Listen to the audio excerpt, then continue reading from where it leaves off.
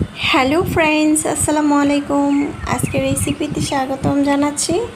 আজকে ঝটপট ভীষণ মজাদার একটি রেসিপি নিয়ে চলে আসলাম। যারা নতুন রাঁধুনি তাদের জন্য সহজ করে রেসিপিটি নিয়ে চলে আসলাম, তাদের অবশ্যই কাজে আসবে। আজকে ভীষণ মজাদার লাউ দিয়ে ডাল দিয়ে রান্না করে দেখাবো। এভাবে তৈরি করলে বাচ্চা থেকে বড় সবাই অনেক বেশি পছন্দ করবে, আর বড়রা তো অবশ্যই আপনার অনেক বেশি প্রশংসা করবে এভাবে রান্না করলে। প্রথমে 1 কাপ মসুরির ডাল আমি ভালোভাবে ধুয়ে পরিষ্কার করে কিছুক্ষণ ভিজিয়ে রাখব।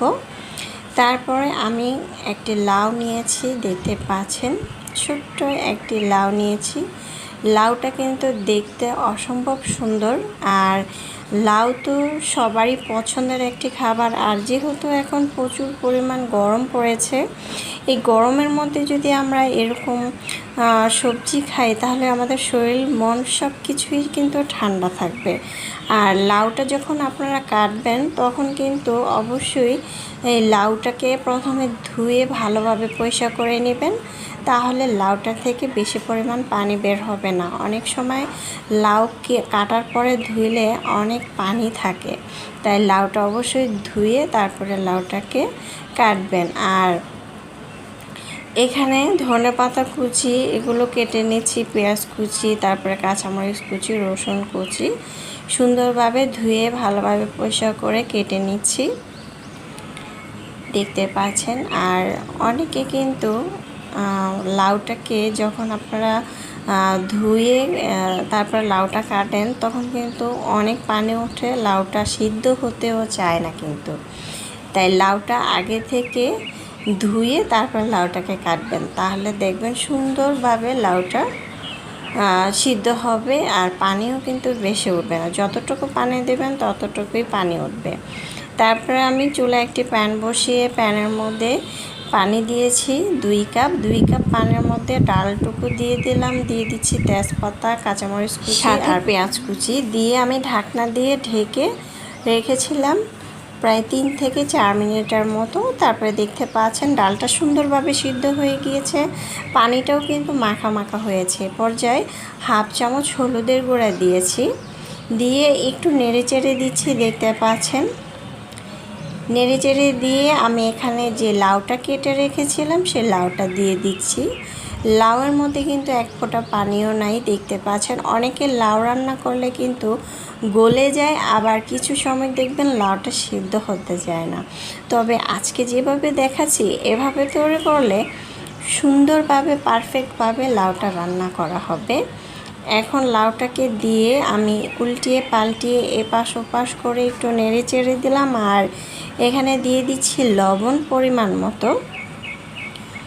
লবণটা স্বাদ মতো দিয়ে তারপরে এখানে দিয়ে দিচ্ছি আদা বাটা আর রসুন বাটা 1/2 টেবিল চামচ দিয়ে সুন্দর করে নেড়ে চেড়ে দিয়ে দিব।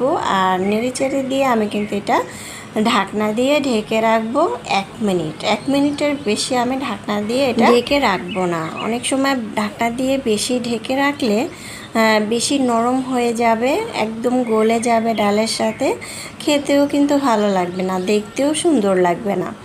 তারপর 1 মিনিট পর চলে আসলাম, দেখতে পাচ্ছেন বেশি কিন্তু পানি ওঠে নেই। আমি চুলার আঁচ কমিয়ে রেখেছি, ঝোলটা শুকিয়ে যাবে, এই জন্য আমার কিন্তু বেশি পরিমাণ পানিও দিতে হয়নি। এখন দিয়ে দিলাম 1/2 চামচ জিরার গুঁড়া। আমি এখানে আর কোনো পরিমাণ মশলা ব্যবহার করব না, সামান্য হলুদের গুঁড়া, সামান্য জিরার গুঁড়া দিয়েছি। আপনারা চাইলে ধনিয়ার গুঁড়া দিতে পারেন, তবে না দিলেও চলবে। এভাবে রান্না করলেই কিন্তু খেতে ভালো লাগবে।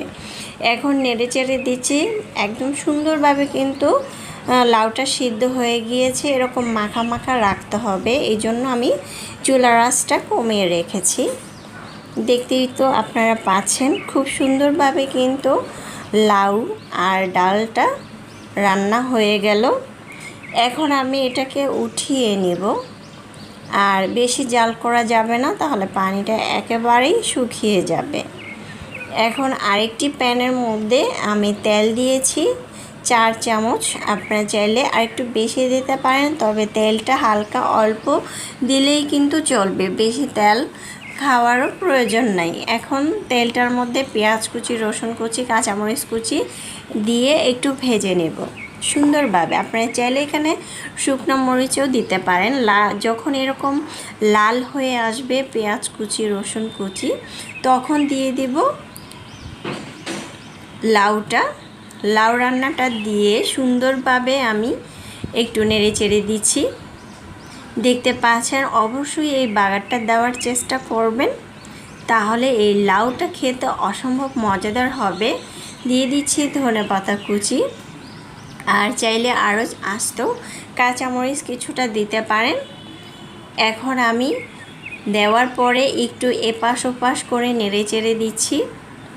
নেড়ে চেড়ে দেওয়ার পরে আমি 1 মিনিটের মতো চুলার আঁচ বাড়িয়ে দিয়ে তারপরে কিন্তু আমি লাউটাকে উঠিয়ে নিব। আমার কিন্তু লাউ রান্না কমপ্লিট।